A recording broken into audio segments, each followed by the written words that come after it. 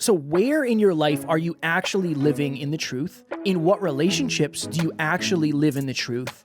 When it comes to your own standards, when it comes to your own discipline, where are you actually living in the truth?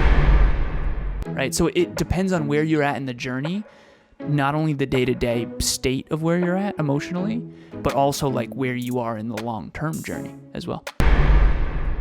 Next Level Nation, welcome back to another very special, as always, episode of Next Level University, where we teach you how to level up your life, your love, your health, and your wealth. We hope you enjoyed our latest episode, number 1114. Are you afraid of your own greatness? Last week's live podcast. Today, for episode number 1115, why living in the actual truth is so empowering. So, as you know, I like to have hyper-conscious conversations with people, Alan. That's one of my favorite things in the world to do, is to have a deep conversation. There may or may not have been a small amount of marijuana involved in this conversation. Mm-hmm. I'll put that out there for the world to consider. And I was consider, maybe. To consider, maybe. I was sitting on the porch with a buddy, and we just started having this conversation. We just went pretty deep. And this person knows of you. This person, I don't think this person has ever met you, but this person knows of you. And I said, it's interesting. I think one of the reasons that Alan and I thrive so well in business, although it does feel like we're losing the vast majority of the time, is because of our, number one, our relationship allows us to be extremely truthful with one another. I said, so I want you to imagine, like really imagine this. When it comes to Alan and I, we don't have ego with each other very often. We have in the past, but we get through it pretty quickly. I said, the beautiful thing about us is we just live in the truth more often than other people do, I think. I said, it's empowering for me to know that Alan is better at this, better at this, better at this, better at this. It's empowering for me to know that I'm better at this, better at this, better at this. It's empowering for both of us to know that, because we can actually make intelligent decisions without hurting each other's feelings. And that's the goal of this episode. Why living in the actual truth is so empowering? Because if you're not living in the actual truth, you're actually hurting yourself in the long run. So just as an example, anytime we're making a decision, we always say who is more optimal in this decision. So when it comes to titling the episodes, we realize that I was more optimal, right? That's something I guess I'm good at. Go ahead. You want to interrupt me? Got to. Yeah. Sorry. So I was, where was it? Oh, so we used to send digital assets to people every single time. So for those of you who are new listeners, old listeners will remember this throwback. We used to have weekly. So now what we do for monthly meetups, we used to do weekly live masterminds. And those eventually transformed into the live podcast, which you now hear as 2 different episodes. But I was going back through those digital assets that I think it was Tiff who used to create those before we had Christina on the team. This is way, way, way back. We just surpassed week 130. So I think this was like early on, like week 17, 18, 19, that kind of thing. Kev, the titles were so different back then. The top 10 ways, like it was so obvious to me looking at those assets that I was doing more of the titling than you. Yeah. Which was in hindsight a mistake. It was not optimal. I shouldn't just say mistake. It was less optimal. We've gotten so much better. Not only have the digital assets gotten so much better too, everything's just improved by so much. So I just wanted to share that with the listeners, given what you just mentioned, because it wasn't long ago that I was scrolling and seeing all of those digital assets and going, I can't believe we used to title the episodes this way. The old titles really were not optimal. Yeah. Well, it's so important to, and number one, to look back and realize that. But the fact that you and I can have that conversation and just say, hey, and we talked about this recently. Alan was doing his PPT, or he was going over his PPT, and I was trying to coach him through that. When I just ask questions, and he has his own breakthroughs based on that. And he was trying to help me with episodes, and I said, Alan, I got this, or logistics, or whatever. I know he mentioned that in a previous episode. Oh, yeah. But the importance is, this is what happens. We can actually make the most optimal decision. We can stay in our genius zone. We will have an episode dropping it'll be last week's live podcast dropping next Tuesday about that. And we don't get our feelings hurt. And I think that allows us to remain humble, because when you are told you're good at something and you take the responsibility of that thing, it's also easy for you to give up things that you're not necessarily good at and also take feedback as well. I think that's where our conversation on the porch was. We were talking about humility, and this person said, well, I really value feedback. He said, I think that's why we all get along so well, is we all value feedback, because we realize that without feedback, we can't operate effectively. We can't operate the way we actually could if it was based in the truth. And that's when I went into that story. My question for you, if you're out there... This is the couple you guys hang out with? Yeah, one of them. This is my question for you if you're out there. So where in your life are you actually living in the truth? In what relationships do you actually live in the truth? When it comes to your own standards, when it comes to your own discipline, where are you actually living in the truth? I think this episode is mostly about relationships because that's the example I used, but you have to check in with that because that's going to dictate a lot of your success. We've talked in prior episodes about the truth dial. Mm-hmm. And I think that when you ask yourself, how much am I living in the truth with this person or that person?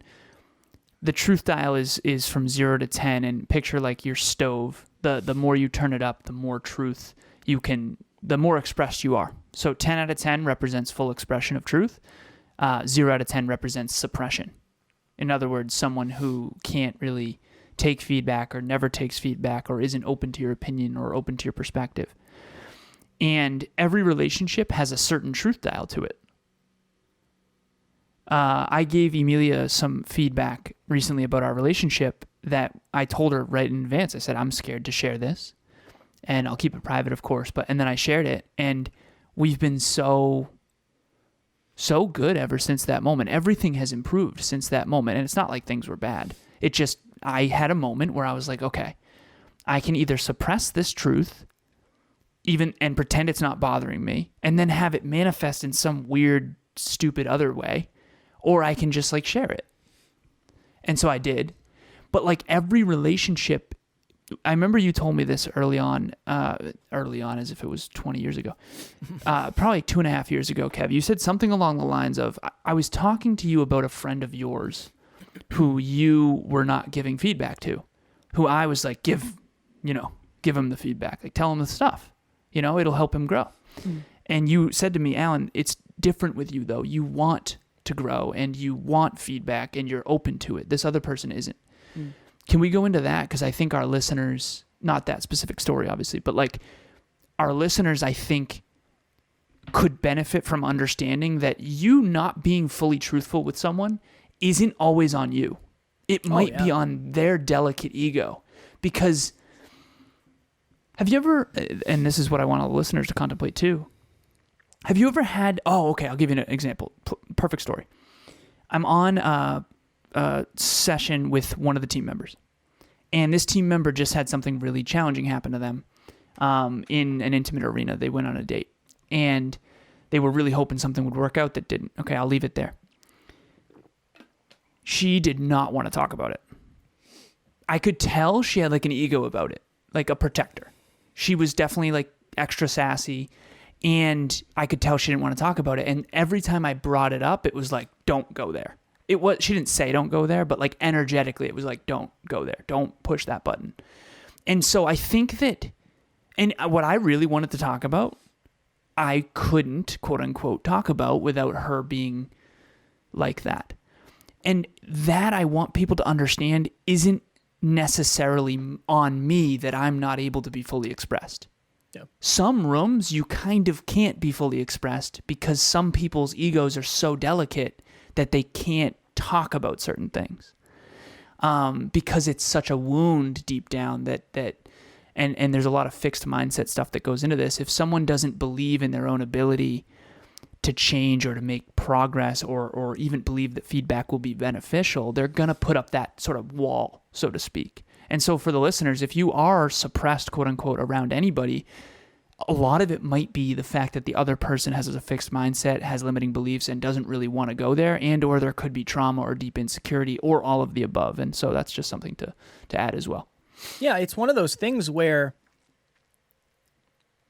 you can really, and it's hard, right? You can really only give feedback to the level that you've given it before. Because if you don't know how somebody takes feedback, it could break rapport. And honestly, it could break the relationship if you give too much feedback. Rapport. I know you know, but for anyone who might not, I don't know if I've ever explained it. Rapport it's connection. It's the connection and level of relationship that you have between you and somebody else. So you'll notice if Alan and I were just to jump on here, and we've actually done this before, and there's a reason we do the episodes the way we do. If we were just to jump on here and not have any conversation before, we wouldn't necessarily have a strong level of rapport where we feel connected energetically, we feel like we're on the same wavelength, our vibes are the same, that kind of thing. And it's based on value too. I think if you're connecting with somebody based on values, it's also a good way to build rapport. But if you go to somebody, say I have never given Alan feedback before, and the first bit of feedback I give him is like a 10 out of 10, that's going to break rapport, and that's probably not going to be constructive. So that's pretty much what I was saying at that time is I know we want to give, well, we don't always, but I know we want to give people feedback, but you can really only give feedback to the level of strength you have in the relationship. But also a deeper level is you can really only give feedback based on the level of feedback you've given in the past, because you don't know what kind of weight somebody can lift. You don't know what they can handle. You don't know how their protectors are going to jump up. You don't know what ego. You don't know if that's going to hurt their self-worth. It's a very, very delicate balance. And I think it has to be based on past. It has to be based on evidence. The difficult part is if you've never given somebody feedback, now it's started to build up and you're starting to resent this person and you have to give some sort of feedback. That's where things get wonky because you're probably going to overshoot. That's why expressing your truth along the way is so important. But that's the part of it is you have to understand, and I think this is what Alan was saying. Alan's really good at taking feedback, better than most, and I don't think he understands how good he is, so he assumes if everybody got the feedback he got, everybody would grow in proportion to that. And I don't think that's necessarily true based on what I've studied, I would say. Why? Because you understand at a very deep level that feedback is required for growth, and you're focused on growing the most you can, where not everybody is that. Right. So sometimes it's almost like if you had a house and your goal was to make the house the best house possible, if somebody walked up to you and said, hey, your windows suck, like those windows are terrible, you might be like, oh, cool. What windows do you suggest I order to make the house better? Because if you're an expert or whatever. Where somebody else might say, well, come on, man. Like I'm doing the best I can, or right. I don't care if the windows are perfect. Like I'm happy I have a house. That. Right. Yeah. I absolutely love book club. It is my favorite way to start the weekend.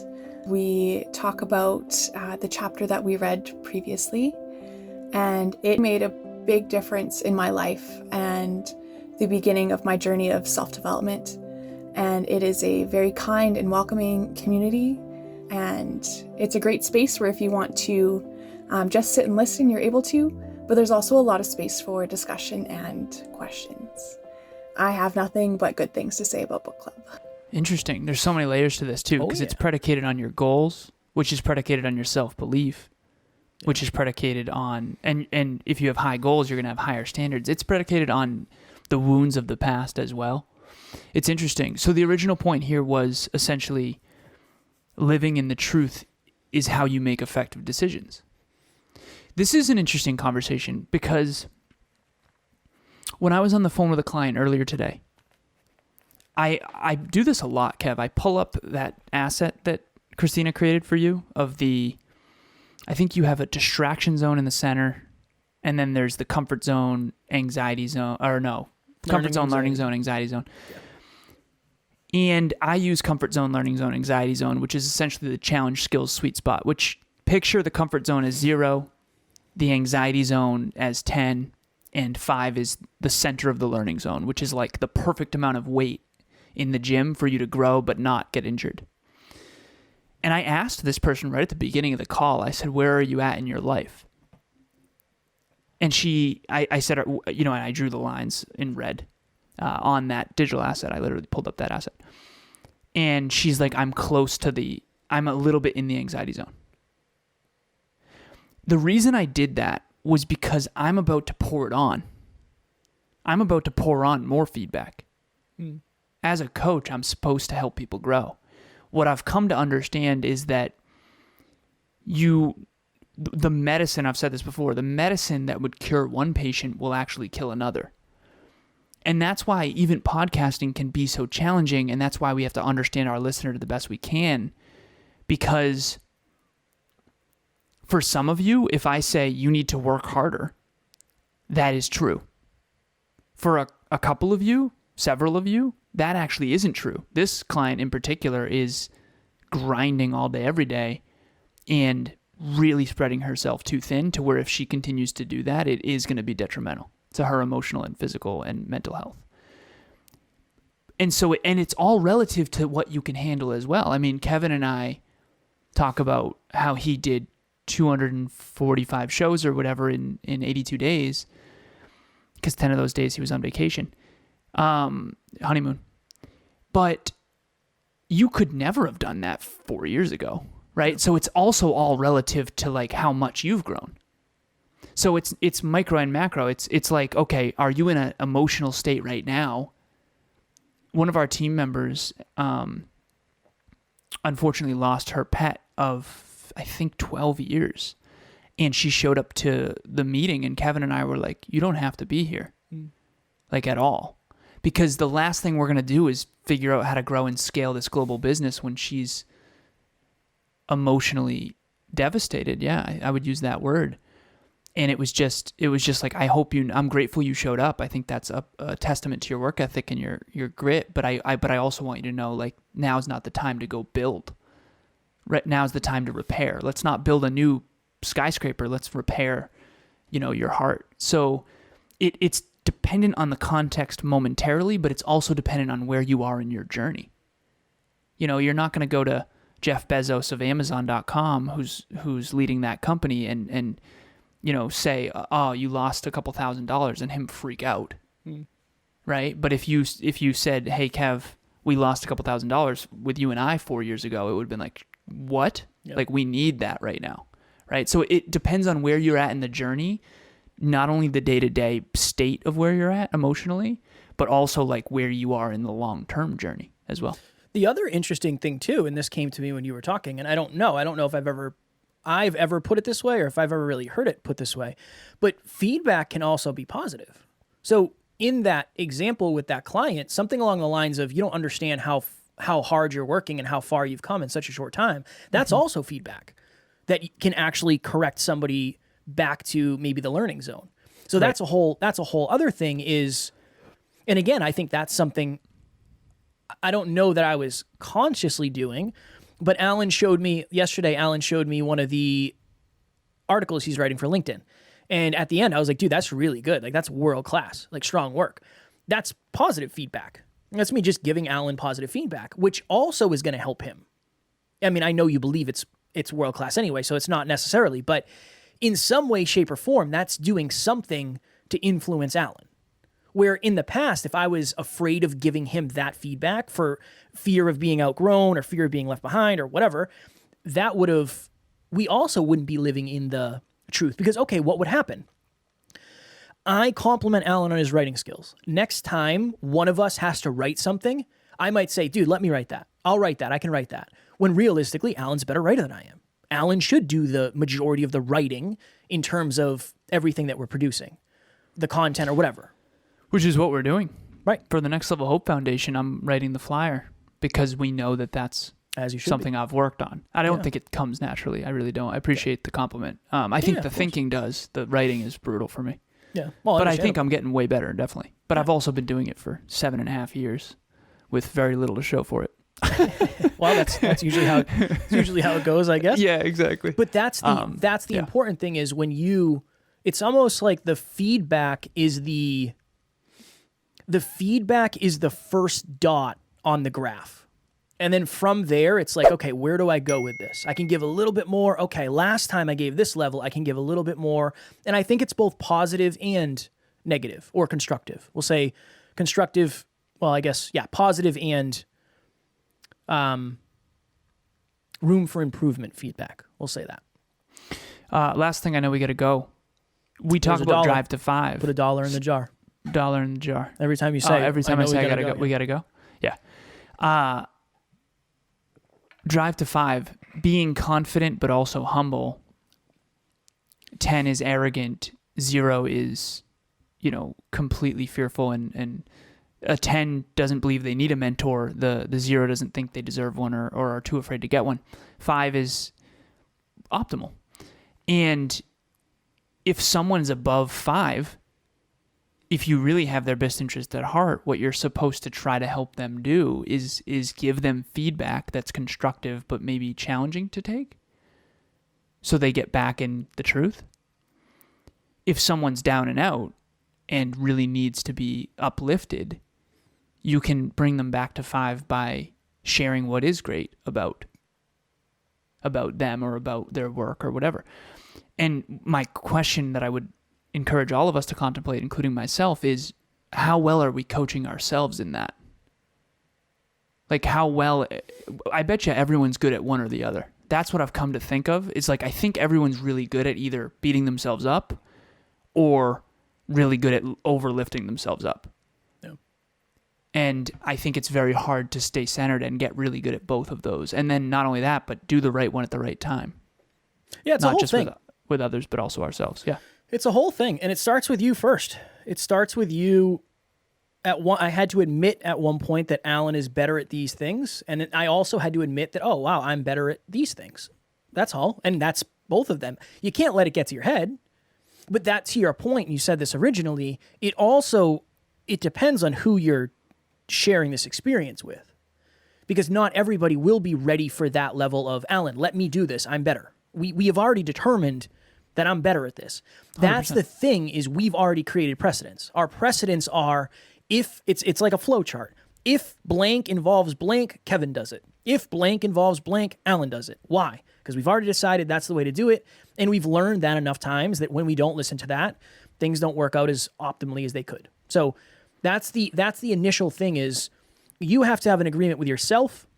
The other person has to have an agreement with themselves, and you have to have an agreement together. And I think that's how it starts. That's what I would say. Anything? No in wonder closing why quickly? it's so challenging. All these things make sense why telling it's so you. hard. And then when you grow, now you have to reevaluate that. Because I'm what if telling you you. came up in writing and right? So it's just fascinating. Relationships are not you and the person. It's you and the person. It's you and yourself. It's the person and themselves, and then together. I think it's 4. It's 4 parts, I think. Yeah. It's wildly, and it's constantly changing and evolving. Yeah, it's a Constantly. challenge. So you It's a have to, it's fire. It's a challenge. Next episode. level. Yeah, I appreciate that. Next level nation, or I should say you too. You were part of this. I know I'm the man, but thank you for that so much. I appreciate that. You know what I meant though, the title that you picked. Yeah, I it's a appreciate great it. topic. Yeah. Thank you. Next level nation, if you are struggling with finding like-minded, growth-minded individuals, please join our private Facebook group, Next Level Nation. The reason it is private is so you can post and feel safe. You can post about what's actually going on in your life, and you don't have to worry about judgmental relatives or judgmental exes or judgmental friends seeing your posts. So join it. It is in the show notes, and it is a wonderful place to be. I am looking right now. So Kev, we just decided on the next monthly meetup topic, right? Yeah, so I think we're going to talk about the growth. Genius zones. Yeah, Genius we're going to go deep on that. Yeah. So if you, when does that episode drop? The Genius Zones next week? Next Tuesday. Okay, so next Tuesday, worst plug of all time, I apologize. Right. Next Tuesday, there will be an episode that we did on the live podcast, essentially about Genius Zone. And it ended up getting it was only a 20-minute episode and then a 20-minute Q&A, and we didn't have enough time to go deep as we need to. What's your purpose? What's your passion? What's the vehicle? How do you make it profitable? All that stuff. We're going to do a monthly meetup in November about that. The October meetup is how to put yourself first. The November meetup is going to be how to find and hone your genius zone. And that's not the perfect title, but both links are created and both will be in the show notes of this episode. Boom. Next Level Nation, tomorrow for episode number 1116. Can you step into your greatness without being entitled? When we start to lean into our authentic selves, our strengths, our quote unquote greatness, I know one of the fears that people have is, am I going to get entitled? Am I going to get an ego? So we will talk about that tomorrow. As always, we love you, appreciate you, grateful for each and every one of you. Shout out to all the new NLU listeners. Maybe you've never heard this before. At NLU, we do not have fans. We have family. We will talk to you all tomorrow. Please reach out.